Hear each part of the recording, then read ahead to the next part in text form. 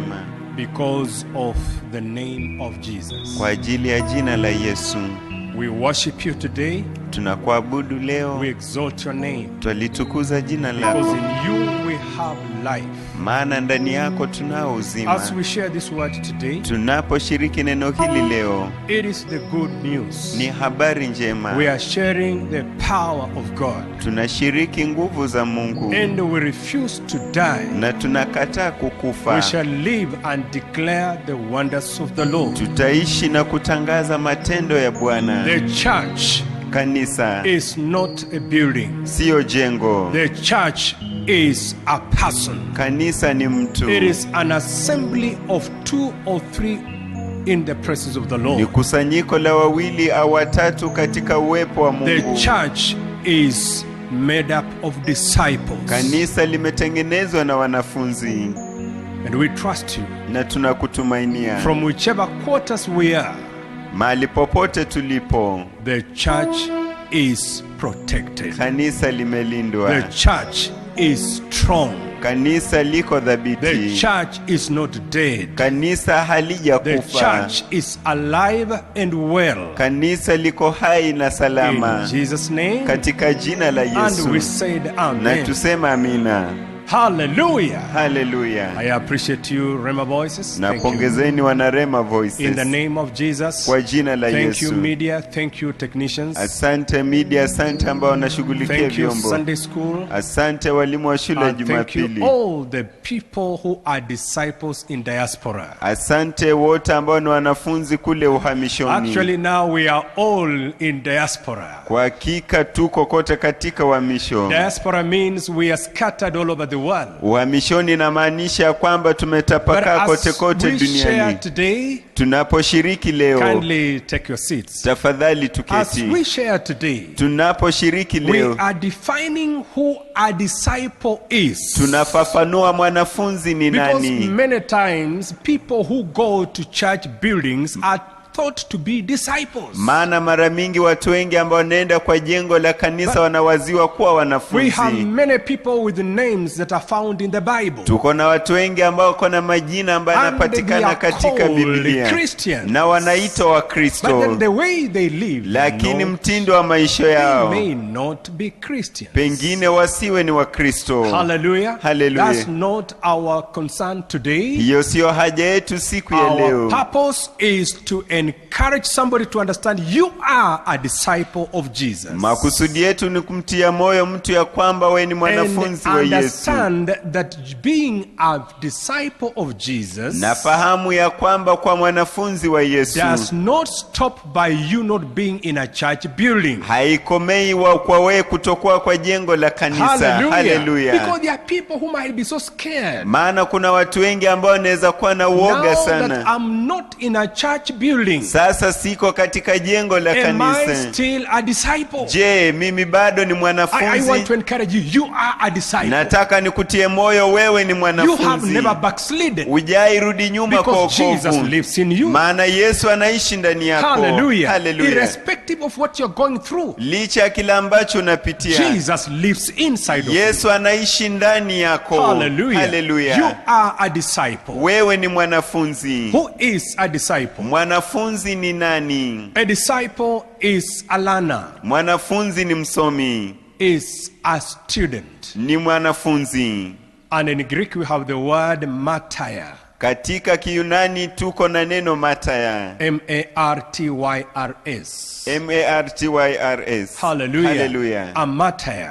Yule ambaye anauliwa kwa ajili ya imani. It means inamaanisha one who follows the teachings of another person. Yule ambaye anafuata mafundisho ya mtu mwingine. One who follows the teachings. Yule ambaye anafuata mafundisho. It is not just walking. Sio kwa ajili ya kutembea tu. When you follow the teachings of another person, wakati unafuatilia mafundisho ya mtu mwingine, you are a doer of what you are taught. Inamaanisha kwamba wewe unatenda kila ambacho unafundishwa. You have a conviction of what you have received. Uko na ushawishi kuhusu kila ambacho umekipokea. You have an inner persuasion that I believe this is right. Uko na ushawishi wa ndani ya kwamba naamini hiki ndicho sawa. And I am ready to die for the same. Na niko tayari kufa kwa ajili ya hilo jambo moja. Without compromise. Pasipo na kujichanganya. Hallelujah. Hallelujah. So I want to encourage all of us. Kwa hivyo nataka kuatia moyo sisi sote. Everywhere you are found. Popote ambapo unapatikana. You are still a disciple. Wewe bado ni mwanafunzi. The Lord has never left you. Bwana hajakuacha. Even when you don't have food in your house. Hata ikiwa hauna chakula katika nyumba yako. I know there are many people who are so bitter. Najua kuna watu wengi ambao wamejaa na uchungu. They have never been paid for 3 months. Maana hawajai lipwa kwa miezi mitatu. Their businesses have collapsed. Biashara zao zimeanguka. People are so bitter. Watu wamejaa na uchungu. But don't be bitter with God. Lakini usiwe na uchungu na Mungu. Because he is not the author of coronavirus. Maana yeye sio mwanzilishi wa coronavirus. Hallelujah. Hallelujah. We want to declare. Tunataka kutangaza. We shall come out victorious. Tutaibuka washindi. In the name of Jesus. Katika jina la Yesu. Are you bitter where you are? Je, una uchungu popote ulipo? I want to encourage you. Nataka nikutie moyo. The Lord is inside of you. Bwana yuko ndani yako. Brethren, there are people who have never been eating. Wapendwa, kuna watu ambao wamekuwa hawajakula wali. And in case you can be able to join with us and give us whatever you can sacrifice. Na ikiwa unaweza jiunga pamoja nasi na utupe chochote ambacho unaweza jitolea. We shall support our members who have not been eating. I know some people have never eaten. Tutasaidia washirika wetu ambao hawajakuwa hawapati chakula. They have not eaten for a full week. Najua baadhi ambao hawajakula hadi kwa juma moja. There's a sister who was found in a house on a compulsory fast for 1 week. Kuna dada ambaye alipatikana kwa nyumba kwa kufunga kwa lazima kwa juma moja. Even in that state you are still a disciple. Hata katika hali hiyo wewe bado ni mwanafunzi. So discipleship is receiving from Jesus. Kwa hivyo wanafunzi ni kupokea kutoka kwa Yesu. From Jesus Christ and passing the same to others. Kutoka kwa Yesu Kristo na kupitisha kile ambacho umepokea kwa wengine. Receiving from Jesus Christ. Ni kupokea kutoka kwa Kristo Yesu. Passing the same to others. Na kupitisha kwa wengine. Who then obey those teachings. Ambao wanatii mafundisho hayo. Remember, obedience is key to discipleship. Kumbuka, utiifu ni jambo la maana kwa ajili ya wanafunzi. Hallelujah. Hallelujah. Brethren, wapendwa, the church is a church. Kanisa ni kanisa. Because of Christ Jesus. Kwa ajili ya Kristo Yesu. Hallelujah. Hallelujah. Not because of your failures. Sio kwa sababu ya yale ambayo umeshindwa kutenda. It is the grace that has appeared upon you. Ni neema ambayo imekuzukia. You have received this life by faith. Umepokea uzima huu kupitia kwa imani. So don't measure your Christianity by what you don't have. Usipime Ukristo wako kupitia kwa kile ambacho hauna. And don't allow people to judge you, where is your God, because you don't have money. Na usiruhusu watu wakuhukumu ya kwamba Mungu wako ako wapi kwa ajili hauna senti. Discipleship is not materialism. Wanafunzi sio rasilimali. It is not how much you have or you don't have. Sio kulingana vingi ulivyo navyo au hauna. It is your relationship with Jesus, your maker. Ni uhusiano wako na Yesu muumba wako. Hallelujah. Hallelujah. So a disciple kwa hivyo mwanafunzi should have the character of Jesus Christ. Inafaa awe na tabia ya Yesu Kristo. In Luke chapter 6 verse 46. Katika Luka 6:46. You know, before you read a scripture, people sometimes think you are not preaching. Kabla usome andiko watu wanaweza wazia kwamba hauhubiri. 6:46. Yes, Luka 6:46. Hallelujah. Hallelujah. Why do you call me Lord, Lord, and do not do what I say? Mbona mnaniita Bwana Bwana ili hali hamtendi kila ambacho nasema? So discipleship is doing what the Lord says. Kwa hivyo kuwa mwanafunzi ni kutenda kila ambacho Bwana anasema. It is to be imitators of our teacher and master Jesus Christ. Ni kuiga mwalimu wetu na Bwana wetu Kristo Yesu. Hallelujah. Hallelujah. It is to be imitators of our teacher and our master Jesus Christ. Ni hali ya kumuiga mwalimu wetu Yesu na Bwana wetu Kristo Yesu. Hallelujah. Hallelujah. In the name of Jesus. Katika jina la Yesu. In the name of Jesus. Katika jina la Yesu. So the sole purpose of the coming of Jesus, makusudi makuu ya kuja kwa Yesu, was to make disciples. Ilikuwa ni kwa ajili ya kuwatengeneza wanafunzi. Hallelujah. Hallelujah. It was to make disciples. Ilikuwa ni kuwatengeneza wanafunzi. It was not to build build big buildings. Haikuwa kwa ajili ya kujenga majengo It is makubwa to makubwa. make people who enter the building. Ni kwa ajili ya kuwatengeneza watu ambao wanaingia ndani ya majengo. Hallelujah. So the church meets even in a house. Kwa hivyo kanisa linakutana hata katika nyumba. Because the church is people. Maana kanisa ni watu. So the church is made up of disciples. Kwa hivyo kanisa linatengenezwa na wanafunzi. And the disciples are made by Jesus. Na wanafunzi nao wanatengenezwa na Yesu. Hallelujah. So are you a disciple kwa of hivyo Jesus? Je, wewe ni mwanafunzi wa Yesu? Are you a disciple of Jesus? Je, wewe ni mwanafunzi wa Yesu? Characteristics of discipleship. Sifa za wanafunzi. Hallelujah. Hallelujah. The characteristics of discipleship. Sifa za wanafunzi. Characteristics of discipleship. Sifa za kuwa mwanafunzi. And we shall also be able to look at some of the examples of those disciples and how they lived their lives. Tutaweza kuangalia baadhi ya mifano ya wanafunzi na jinsi vile waliishi katika maisha yao. As a disciple you must manage. That's not part. I just want to say an open statement that as a disciple you must manage your situation. Tunataka kusema kwamba kama mwanafunzi lazima udhibiti hali yako. Hallelujah. Hallelujah. In the name of Jesus. Kwa jina la Yesu. You must manage your situation. Lazima usimamie vyema hali yako. We listen to Jesus. Tunamsikiza Yesu. We are able to hear what he says. Tunaweza kusikia kila ambacho anasema. So that all the time we are listening to good news. Ili kwamba kila wakati tunasikiza habari njema. Hallelujah. Hallelujah. In the name of Jesus. Katika jina la Yesu. So characteristic number 1 of discipleship. Kwa hivyo sifa ya kwanza ya kuwa mwanafunzi is obedience. Ni utiifu. Obedience to Christ. Ni utiifu kwa Kristo. A disciple is somebody who is committed to the words. Mwanafunzi ni mtu ambaye amejitolea kwa maneno and the deeds of Jesus. Na matendo ya Yesu. They are committed to the words and the deeds of Jesus. Wamejitolea kwa maneno na matendo ya Yesu. Hallelujah. Hallelujah. So that is what it means to follow Jesus in total submission. Kwa hivyo hiyo ndio inamaanisha kumfuata Yesu kwa kujitolea kwa ukamilifu. Follow Jesus in total submission. Kumfuata Yesu kwa kujitolea kabisa. In the name of Jesus. Katika jina la Yesu. Hallelujah. Hallelujah. John 8:31. Yohana 8 mstari wake ni 31.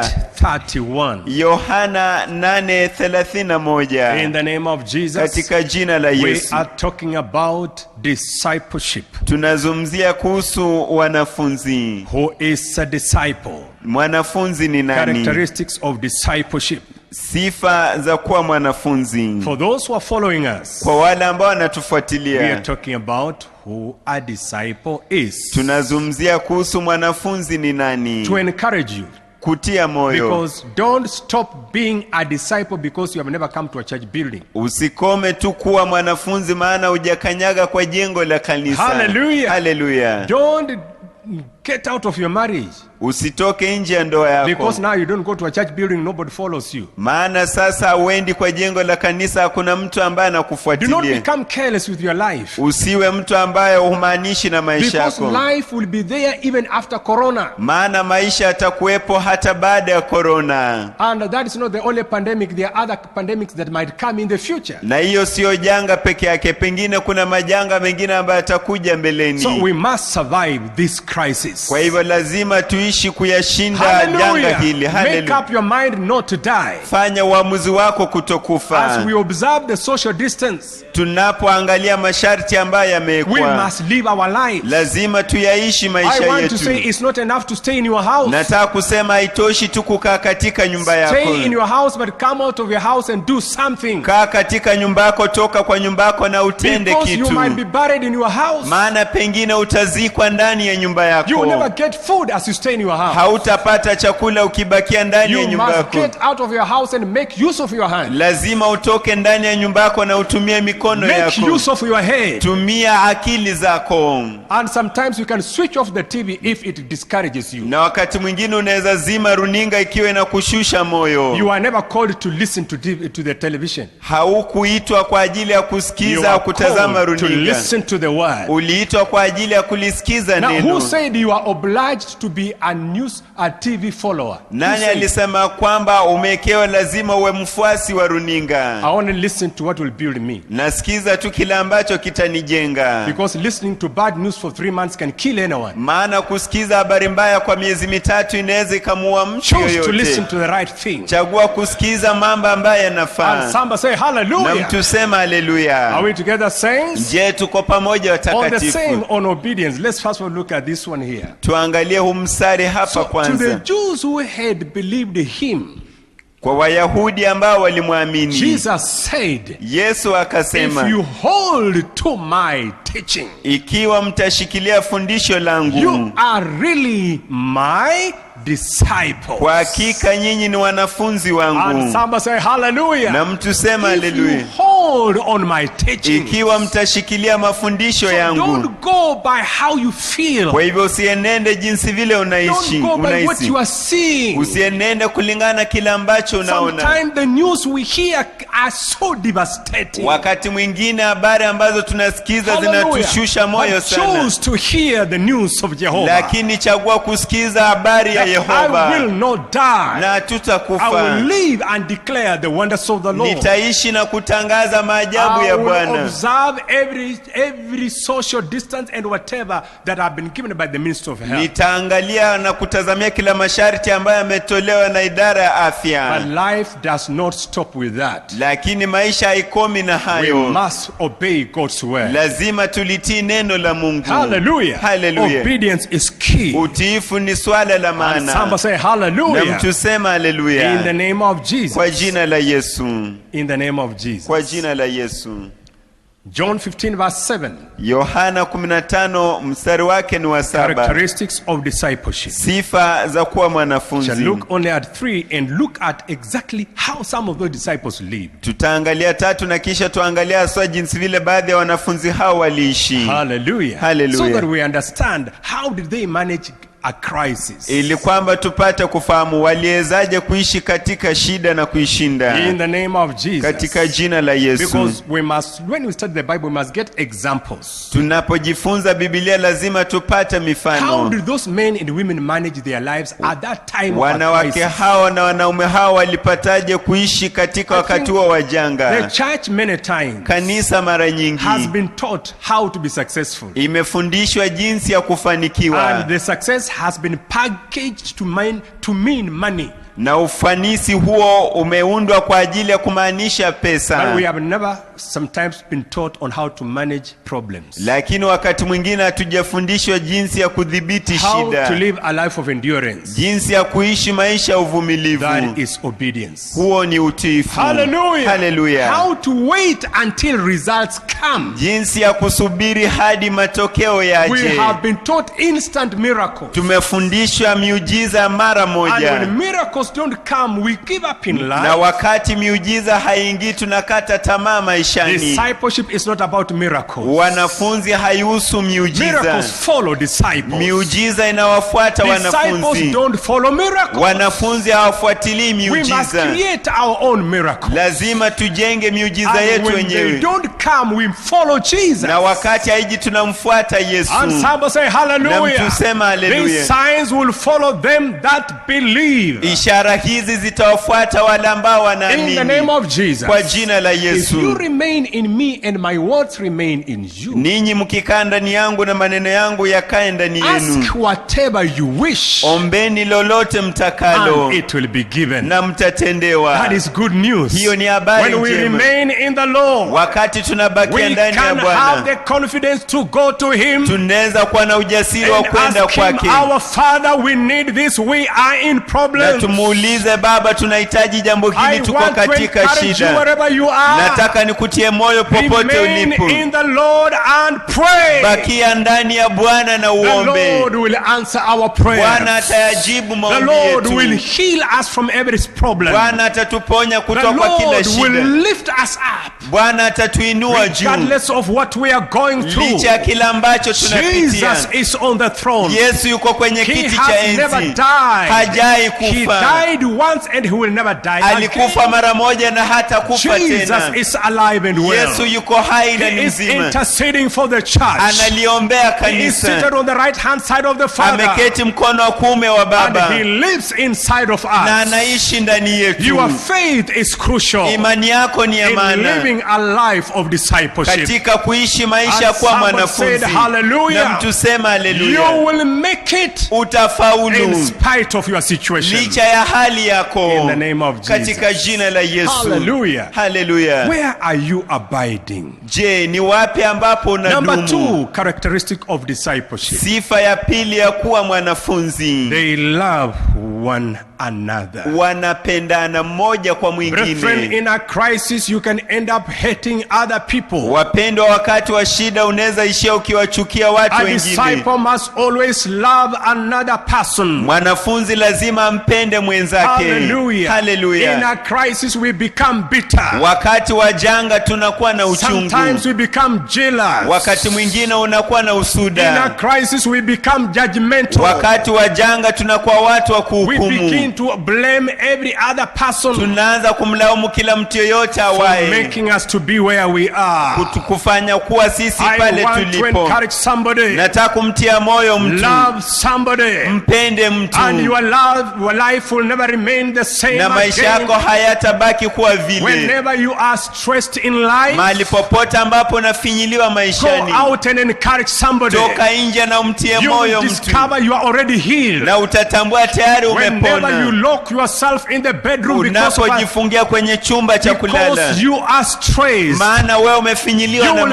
become mawazo, surely sick. kwa hakika utakuwa But when you mgonjwa. wake up and move out Wakati unaamka na kutoka nje and observing the social distance, putting on your mask, na ukiangalia masharti ambayo yamewekwa na kuvaa using your barakoa, hands, ukitumia mikono yako, you can also encourage somebody. unaweza pia ukamtia moyo Whenever you mtu. become an encouragement to somebody, Unapokuwa himizo kwa the mtu, Lord gets into your business. Bwana anaingia katika The shughuli Lord zako. heals your life. Bwana anayaponya maisha Whenever you yako. touch another person, Unapomguza mtu you can mwingine, never remain the same. hauwezi ukabakia The Lord vile. will touch your life. Bwana atayaguza I maisha encourage yako. somebody, touch somebody's Kama ni life. kuguza mtu, unapoguza mtu, Mungu anaguza maisha yako. You can bring whatever you have Unaweza ukaleta chochote ulicho so that nacho, we can make somebody better. ili kwamba tuboreshe maisha ya mtu. Hallelujah. Haleluya. Some people are not eating. Watu wengine hawali. You can bring something and together we can have something bigger. Unaweza leta kitu na kwa pamoja tunaweza kuwa na kitu kikubwa. Loving one another. Kupendana. Hallelujah. Haleluya. There's a whole teaching on loving in 1 Corinthians 13:4-8. We have no time to get into those Kuna details. mafundisho yote kwa kupenda katika Wakorintho wa kwanza 13. Hallelujah. Haleluya. Number 3. Jambo la tatu. Number 3. Jambo la tatu. Characteristic of discipleship. Sifa ya tatu ya kuwa mwanafunzi. Fruitfulness. Kuzalisha matunda. Hallelujah. Hallelujah. We must be productive. Lazima tuwe watu wa Our kuzalisha. lives must bring results. Maisha yetu lazima yalete matokeo. Fruitfulness. Uzalishaji wa matunda. Hallelujah. Hallelujah. Fruitfulness. Uzalishaji wa matunda. John 15 verse 8. Yohana mlango wa 15 mstari wake ni wa 15 8. verse 8. 15:8. By this my Father is glorified. Hallelujah. Kupitia kwa haya babangu tukuzwa, That you bear much fruit, ya kwamba mzalishe matunda mengi, so you will be my disciples. kwa hivyo mtakuwa wanafunzi wangu. Hallelujah. Haleluya. In the name of Jesus. Katika jina la Yesu. In the name of Jesus. Katika jina la Yesu. Fruitfulness Uzalishaji wa matunda brings us to the actual life of who a disciple is. inatufikisha kwa maisha halisi ya mwanafunzi ni nani. Hallelujah. Hallelujah. We are looking at examples Tunaangalia mifano of disciples. ya wanafunzi. How did they manage their life? Waliwezaje kuyadhibiti maisha yao? Because we must be fruitful. Maana lazima tuwe watu wa kuzalisha. In the name of Jesus. Katika jina la Yesu. Numbers chapter 13 Hesabu mlango wa 13 from verse 28. kuanzia mstari wa Hallelujah. 28. We want to see the disciples. Tunataka kuwaona wanafunzi. There were men in this account. Kuna watu katika tukio hili, they were assigned by Moses, ambao walipewa jukumu na Musa, to go and spy the land. kwenda na kuipeleleza nchi. And because Moses was their leader, na kwa sababu Musa alikuwa ndiye kiongozi wao, a servant of God, na alikuwa ni mtumishi wa they Bwana, were his disciples, walikuwa ni wanafunzi wake, they were his students, walikuwa ni wanafunzi they wake, were his followers, walikuwa ni wafuasi he wake. assigned them a task. Aliwapa jukumu. Hallelujah. Hallelujah. They were 12 men. Walikuwa ni wanaume 12. For 40 days, kwa siku 40 they went for a mission. walienda kwa ajili ya kazi ya nje. Wapendwa, to know who a disciple is, kumjua mwanafunzi ni nani. I will mention a number of items from this account. Nitataja baadhi ya vipengele kutoka kwa tukio hili. Understanding how disciples manage crisis. Kufahamu jinsi vile wanafunzi wanadhibiti janga. Hallelujah. Hallelujah. Who is a disciple? Mwanafunzi ni nani? They are seen in their fruitfulness and how they manage problems in life. Wanaonekana katika matokeo yao na jinsi vile wanadhibiti shida maishani. Nevertheless, the people who dwell in the land are strong. The cities are fortified and very large. Moreover, we saw the descendants of Enoch there. Hallelujah. Lakini watu wanaokaa katika nchi ile ni hodari, na miji yao ina maboma, nayo ni makubwa sana. Hallelujah. Na pamoja na hayo tuliwaona wana wa Anaki huko. Hallelujah. Hallelujah. These are 10 out of 12. Hawa ni 10 kutoka kwa 12. Now they are bringing a report. Sasa wanaleta ripoti. Hallelujah. Hallelujah. We want to assess their report. Tunataka kukagua ripoti yao and see how true disciples manage a crisis. Na tuone jinsi vile wanafunzi wa kweli wanadhibiti janga how do lao. they handle the message of their master? Wanashughulikia aje ujumbe wa Bwana wao? How do they manage the task assigned to them by God their creator? Wanadhibiti aje kazi ambayo wamepewa na Mungu aliyemuumba wao? Let's move on. Tuendelee. The Amalekites dwell in the land of the south. The Hittites, the Jebusites and the Amorites dwell in the mountains, and the Canaanites dwell by the sea along the banks of the Jordan. That's okay. Let's move on. No interpretation for that. Let's move. Then Caleb, hallelujah. That is where I want us now to move on. Hallelujah. Hapo ndipo sasa nataka tuendelee. These are now the true disciples. Hawa sasa ndio wanafunzi wa kweli. The other ones were bringing a bad report already. Wengine tayari walikuwa nawasilisha ripoti mbaya. A true disciple must learn how to manage bad reports. Mwanafunzi wa kweli lazima ajifunze kudhibiti ripoti mbaya. How are you managing bad issues in your life? Je, unashughulikia aje masuala mabaya katika maisha yako? Are not immune from pain. Wanafunzi hawana kinga kutoka kwa uchungu. You are not immune from facing problems. Wewe hauna kinga kutoka kukutana na shida. How do you navigate your life in a storm? Je, wewe unawezaje kupenyeza maisha katikati ya mawimbi? Nataka nikutie moyo popote ulipo. Navigate your way out of that situation. Kama mwanafunzi, penyeza njia yako kutoka kwa hali hiyo. Sit down and close your hands and say I am finished. Usiketi chini na kufumba mikono yako na useme mimi nimeisha. Hallelujah. Am I with somebody in the house? Je, niko na mtu katika nyumba? So then Caleb quieted the people before Moses. Na kisha Kalebu akawatuliza watu mbele ya Musa. And said, akasema, let us go up at once and take possession. Na tupande mara moja na tukaitamalaki. In the name of Jesus. Kwa jina la Yesu. As a disciple. Kama mwanafunzi. Ensure, stop people who are bringing you bad news. Wazuia, wakomeshe watu ambao wanakuletea habari mbaya. Somebody say hallelujah. Na mtu sema hallelujah. Don't allow rumors around you right now. Usiruhusu usiruhusu uvumi karibu nawe sasa Don't hivi. go to the social media and collect information that has no facts. Usiende kwa mtandao wa kijamii na kukusanya habari ambazo hazina mambo ya And you begin ukweli, passing it to many other people and killing many other na people. kisha unaanza kuipitisha kwa watu wengi na kuwaua. Hallelujah. Hallelujah. Mind your own business. Shughulika na shughuli Don't zako be so mwenyewe. much concerned with the issues you have no facts about. Usihusike na maswala ambayo hauna ukweli These wao. are true disciples. Hawa ndio He wanafunzi wa said, kweli. keep quiet. Akasema There is nyamazeni. a moment you must silence a bad information coming in your ear. Say, keep Kuna quiet. wakati ambao lazima unyamazishe habari mbaya ambayo inakuja kwako, Somebody yambie say, nyamaza. hallelujah. Na mtu sema You must haleluya. take charge of your life. Lazima uchukue usukani wa When he maisha says, yako. let us go, Unaposema kwamba wacha twende, apart from silencing bad information, kando na kunyamazisha habari in a mbaya crisis, katika you janga, must stop that, number one. lazima uizuie jambo la Number kwanza. two, Jambo la you pili, must take charge of your life. lazima udhibiti maisha yako. Be the manager of your family. Kwa meneja wa Be familia the yako, manager of your life. kwa meneja wa maisha Be yako, your own personal leader. kuwa kiongozi wako You can mwenyewe. never lead others if you are not leading yourself. Hauwezi ukaongoza wengine ikiwa haujiongozi And mwenyewe. when the first step of managing your life Hatua ya kwanza ya kudhibiti maisha is to yako begin going where you want to ni go. kuanza Hallelujah. kuenda pale ambapo unataka In the kuenda. name of Kwa Jesus, jina la Yesu. have you stopped going where your vision wants you to go? Je, umekoma kuenda pale ambapo maono yako That inataka uende? means you are being swallowed by a crisis. Inamaanisha kwamba unamezwa na Your janga. eyes must see where you are going. Macho yako lazima yaone pale ambapo Your heart unaenda. should be ignited. Mikono yako lazima You must ichochewe. have strength in your feet. Lazima uwe na nguvu Your katika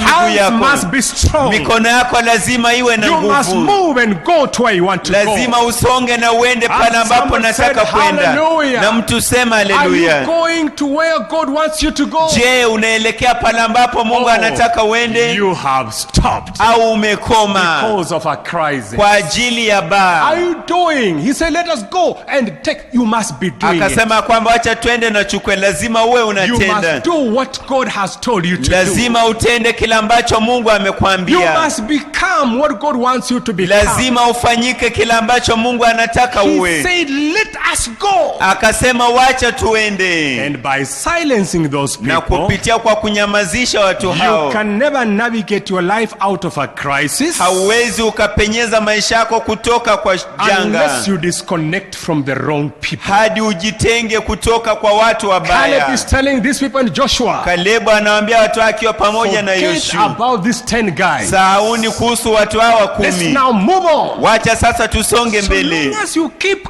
company with negative people, Mradi tu unaendelea kukaa na watu ambao wana you mawazo will mabaya, also become negative. nawe pia utakuwa mtu wa mawazo potofu. Hallelujah. The Haleluya. men who are true disciples and women Watu ambao ni wanafunzi wa kweli wake kwa have ume, the right perspective. wako na mtazamo ambao ni They sawa, have the right evaluation of things. wako na ukaguzi sawa wa They are maswala. able to evaluate every report and put away nonsense. Wanaweza kukagua kila ripoti na kuweka kando And they upuzi say wote, we shall move on. na waseme ya kwamba tunaweza kusonga mbele. Haleluya. Let's move on. Let's move on. Tuendelee, Let's move on. tuendelee. But the men who had gone up with them said, we are not able to go up against the people, for they are stronger than we are. Bali wale watu waliopanda pamoja naye wakasema, hatuwezi kupanda tupigane na watu hao, kwa maana wana nguvu kuliko sisi. They are stronger than we are. Wako na nguvu kuliko sisi. These are people who have already given up.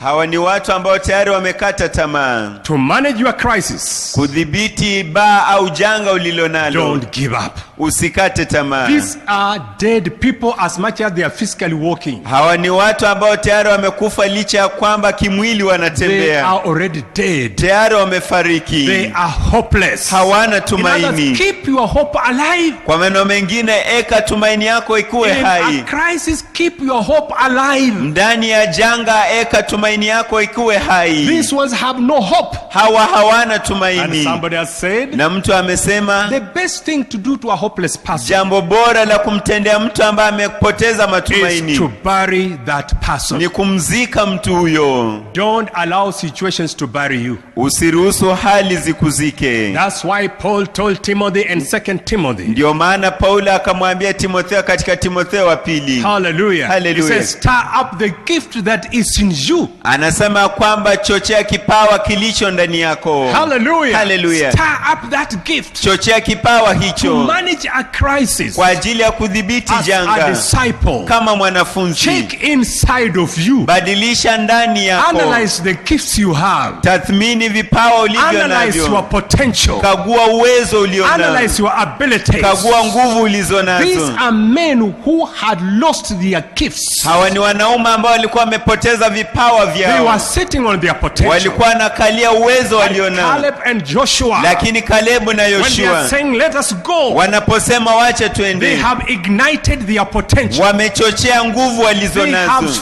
fanned their gifts. Wamechochea vipawa vyao. Hallelujah. They Hallelujah. are alive. Wako hai. Not because there is no problem. Sio kwa sababu eti hakuna shida. They know with God. Wanajua pamoja na As Mungu. Philippians 4:13 tells us, Jinsi vile wa Filipo we 4:13 can do inatuambia. all things Tunaweza tenda mambo through yote Christ Jesus who empowers kupitia us. Kristo atutiaye nguvu. It is not about them. Haihusu wale. It is about God and you. Inahusu Mungu pamoja na Let's wewe. move on. Tuendelee. Hallelujah. So I can do Hallelujah. all things through Christ. All things. Naweza tenda mambo Wherever you yote. are, you can say, I can do all things. Popote ulipo naweza sema naweza tenda mambo I can yote. do all things Unaweza tenda mambo yote through Christ Jesus. kupitia Kristo Yesu. Hallelujah. In Hallelujah. the name of Jesus. Kwa Let's jina la yes. Yesu tuendelee. In the name of Jesus. And they gave the children of Israel a bad report of the land which they had spied out, saying, the land through which we have gone as spies is a land that devours its inhabitants. Had they seen, if it devours the inhabitants, they would not have come back.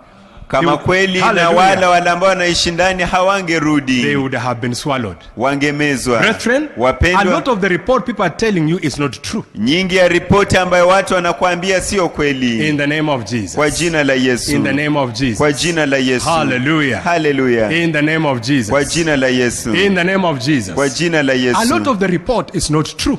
Nyingi ya ripoti You sio must kweli. assess every report. Lazima ukague kila Oh, ripoti. you can never do business there. It can never work. It's not Hauwezi true. ukafanya biashara hapa yezi kafaulu, sio kweli. Oh, in that land people never plant anything. It is not Katika nchi true. hiyo watu hawapandi kitu, sio kweli. Don't believe what people tell you. They have already failed them. Usiamini kila ambacho watu wanakuambia, tayari Even wameshindwa. when Nehemiah arrived in Jerusalem in Nehemiah chapter 1 and chapter 2, Hata wakati Nehemia alifika kule Yerusalemu katika Nehemia mlango wa kwanza na wa he pili, decided to walk in the night aliamua kutembea usiku to spy the land kwa ajili ya kuipeleleza and to nchi see it by his own na eyes. kuiona kupitia kwa macho yake Brethren, mwenyewe. many things that make us never succeed, Wapendwa, vitu vingi ambavyo vinatufanya tusifaulu they are true lies. ni uongo wa kweli. Hallelujah. Hallelujah. Don't go by those reports. Usiende kulingana na ripoti hizo. Analyze the facts Kagua mambo ya and kweli take a step of na faith. kisha ukachukue hatua ya In the imani mighty name of katika Jesus. jina kuu la Yesu. Hallelujah. Hallelujah. So they said that. Let's move on. Wakasema hivyo, kwa hivyo tusonge In the mbele name of Jesus. kwa jina la They Yesu. saw the giants. Waliona majitu. Hallelujah. Hallelujah. And this is there we saw the giants. Hapo tuliona The majitu. descendants of Enoch came from the giants. Uzao wa Anaki walitoka kwa majitu. And you see the conclusion. Unaona Hallelujah. tamatisho.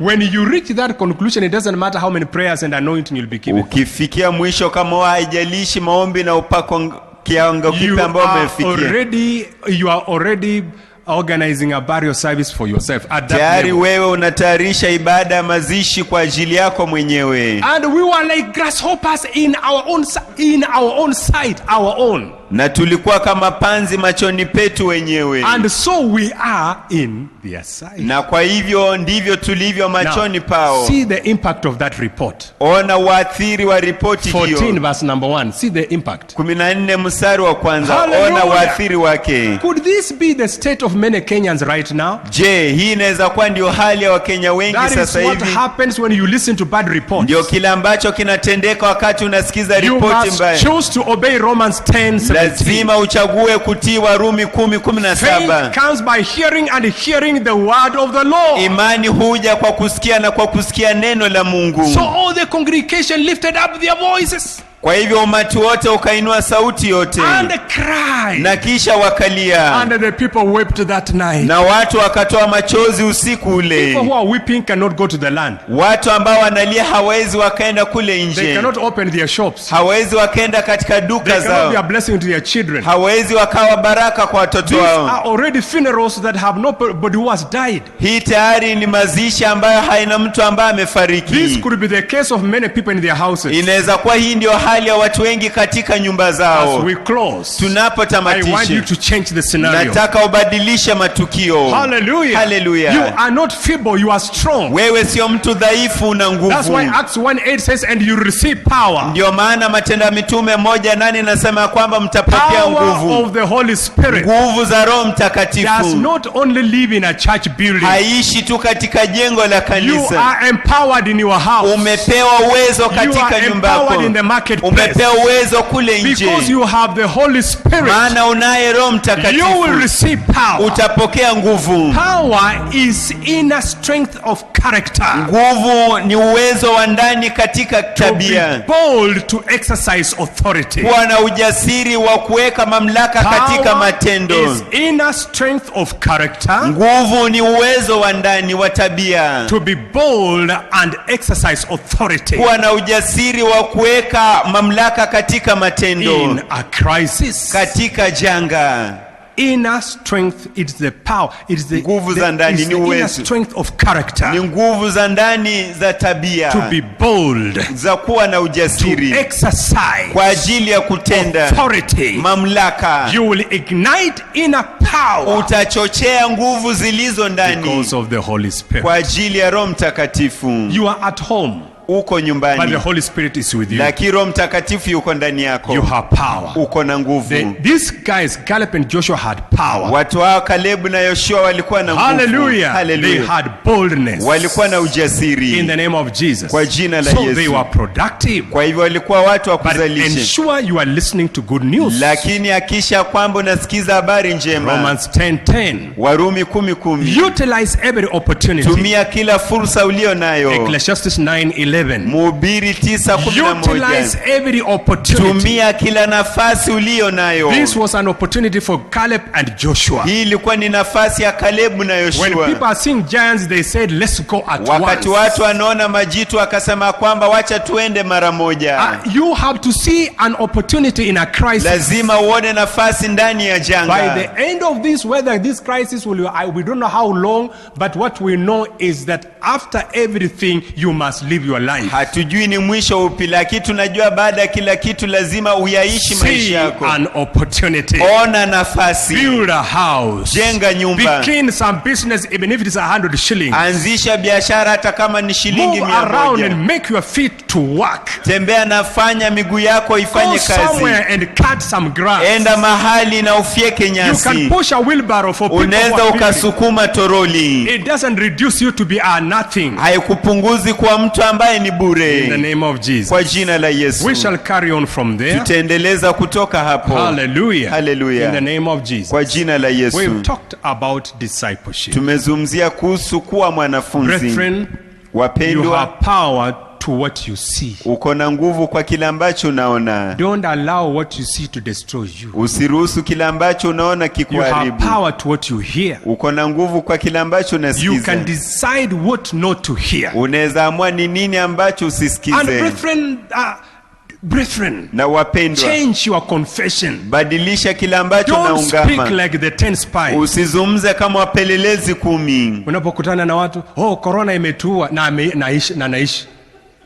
Corona imetuua. Hii corona inatuua. Baada ya kuuliza mtu hujambe habari ya corona, change your confession. Badilisha kile ambacho There is unakiri. power in what you say. Kuna nguvu kwa kile ambacho unasema. Hallelujah. Hallelujah. Don't even think about it. Hata usiwazie. It is planting unnecessary fear in your life. Ni kupanda uoga usiohitajika katika maisha Father, in yako. the great name of Jesus, Baba, katika jina kuu la Yesu. what a joy to share your words today. Ni furaha iliyoje kulishiriki neno lako leo. Jesus, you have made disciples. Yesu, umewatengeneza wanafunzi. Anyone born again is a disciple. Mtu yote ambaye ameokoka ni Whether mwanafunzi. they are at home or they are in a place where nobody knows them. Ikiwa wako nyumbani au wako mahali ambapo hakuna mtu ambaye anawajua. You already know them. Tayari unawajua. Your Holy Spirit is in them. Roho Mtakatifu wako You yuko have ndani put yao. a seal on them. Umeweka muhuri ndani That yao. I know those are who follow me. Ya kwamba nawajua wale ambao And wananifuata. Jesus, you are preserving them. Na Yesu You unawahifadhi. not only save, you preserve. Hauokoi tu bali unahifadhi We pia. commit ourselves to you. Tunajikabidhi sisi In kwako. accordance to Acts chapter 20:32. Kulingana Matendo ya Mitume We 20:32. commit ourselves to you. Tunajikabidhi sisi And kwako to the word of your grace. na kwa neno la That neema is able to yako build us up ambayo linaweza kutujenga and give us an na inheritance kutupatia urithi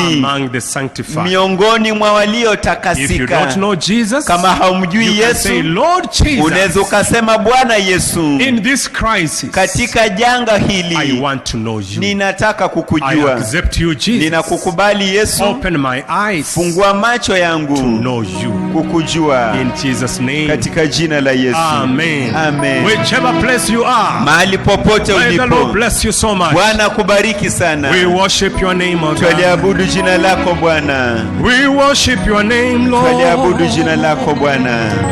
Hallelujah, hallelujah, hallelujah, hallelujah. Oh, hallelujah. We magnify your name.